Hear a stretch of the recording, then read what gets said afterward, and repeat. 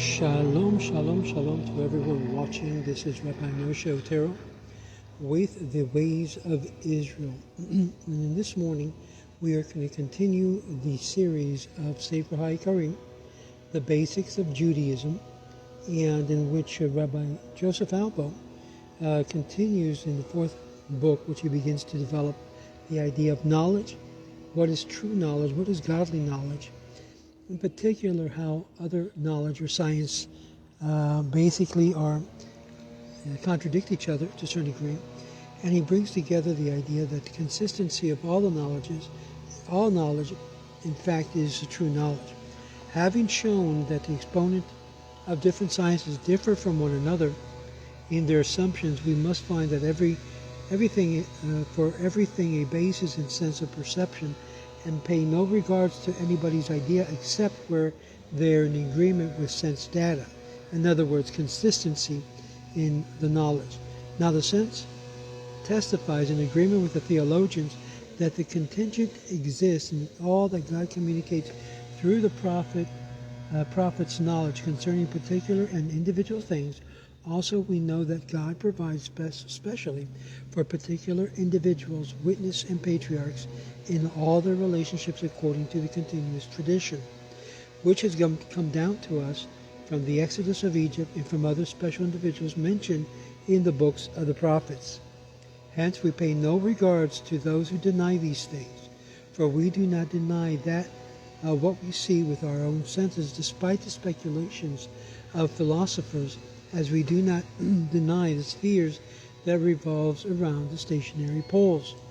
Through the physicists, according to their theory, that denies it, we must use the senses as a basis in everything, even though the reason is not able to know the cause thereof. For this reason, for the reason is imperfect in two respects. First, that there are many things in which the intellect cannot comprehend as they really are, and second, it cannot know the causes for all things, even those things which are perceived by the senses. And thus we cannot deny the reality of diurnal motion, since we see it with our senses, and yet the human mind cannot understand its nature in any way. And if we say that the cause of the motion is a ninth body, as many scientists agree, calling the diurnal sphere, because it determines the appearance of evening and morning, which are called one day, we cannot move another body except by contact. How can we suppose that the motion is caused by contact? For a body cannot move another body except by contact. How can we suppose that the contact between the spheres, say of Mars, and the spheres of the Sun imparts the latter diurnal motion which came to Mars per axis through contact with the spheres of Jupiter, which in turn received it through the contact of the sphere of Saturn, which in turn received it from the sphere of the fixed stars, which received the diurnal motion per axis through the contact of the ninth sphere and the diurnal sphere, and yet the spheres of the Sun does not receive through its contact with Mars the proper motion of the latter, which is the motion per se.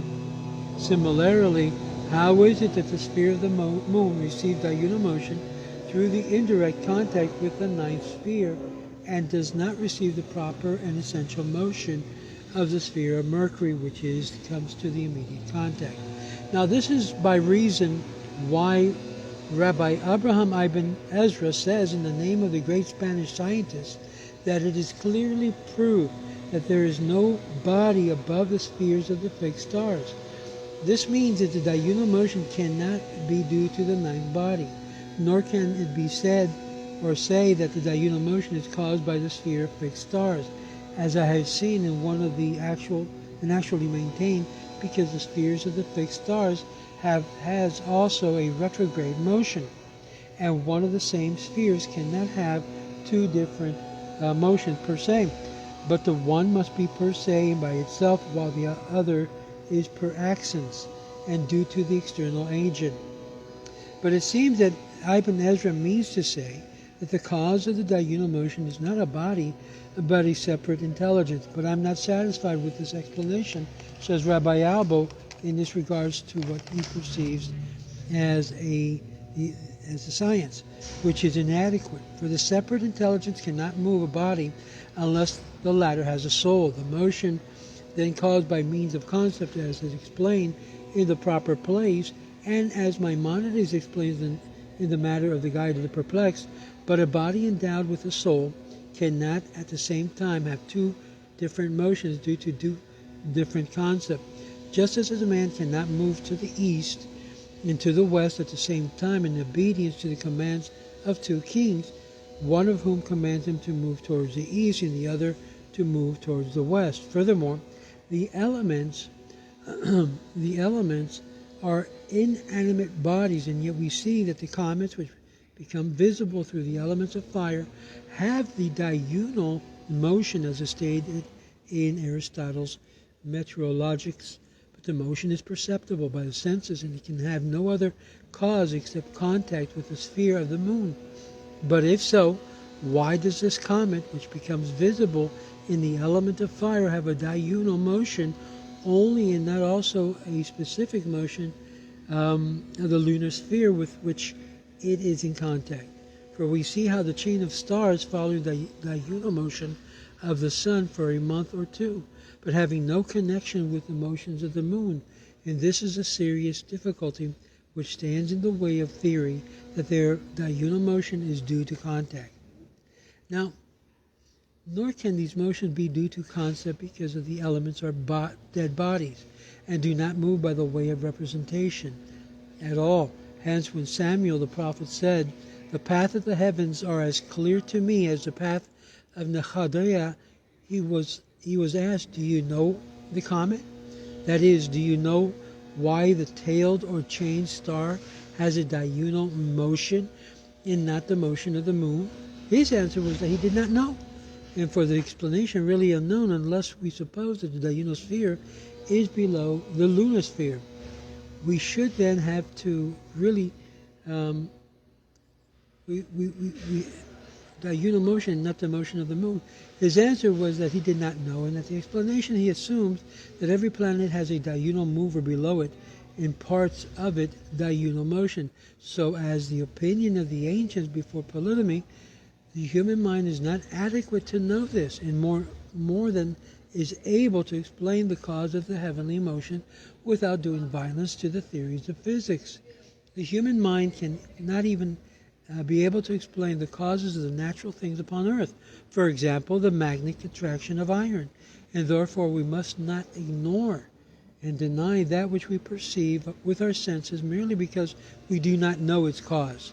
In the same way, we must not deny the category of the contingent, which we perceive with our senses in God's knowledge, which follows from reason because we do not know the causes. But if you were to ask, how is it possible to maintain both of these opinions and maintain the reality of the contingent at the same time, to hold that God's knowledge embraces it? Our answer is the same as that of Maimonides, who says that since God's knowledge is essential in him and not something added to his essence is absolutely unknown. Hence, the character of his knowledge in the absolute unknown. And there is between his knowledge and the knowledge of others. Hence, though we picture his knowledge on the analogy, we assume that his knowledge embraces that which we cannot conceive as knowable. For he would have to know the infinite, and his knowledge would change in the change of objects and other difficulties of this sort. This would follow only if we conceive of his knowledge on the analogy of our own. But since his knowledge is not the same kind, these difficulties do not follow. And God's knowledge is infinite, and infinite knowledge is not liable to these difficulties. And thus Isaiah uses the argument when he proves those who deny God's knowledge. Why sayest thou, O Jacob? Speaketh, O Israel.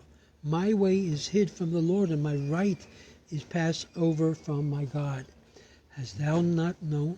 Hast thou not heard? Hast thou not known? Refers to an investigation. Hast thou not heard? Refers to a tradition that the Lord is everlasting God, and it can be proved apodictically that he is a being who is necessary existence, and he is everlasting God, the cause of all existing things. He is the Lord. He is separate, intelligent, neither a body nor a corporeal force.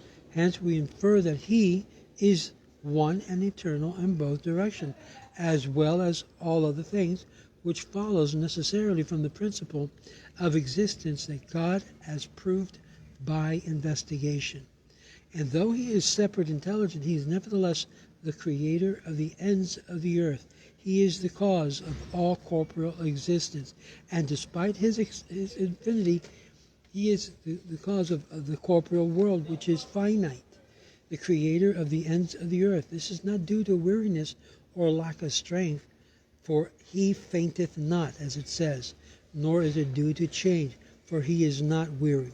Now we're going to continue with this series later on today, in my other break, so we can conclude the third chapter of book number 4, where he begins to talk about his challenge regarding this knowledge of God, and everything that we know as science comes together with this concept of knowledge. So stay tuned in our next video as we continue the third chapter of Rabbi Albo's SEFER HAIKKARIM, where he deals with the issue of consistency in knowledge. So stay tuned. Shalom.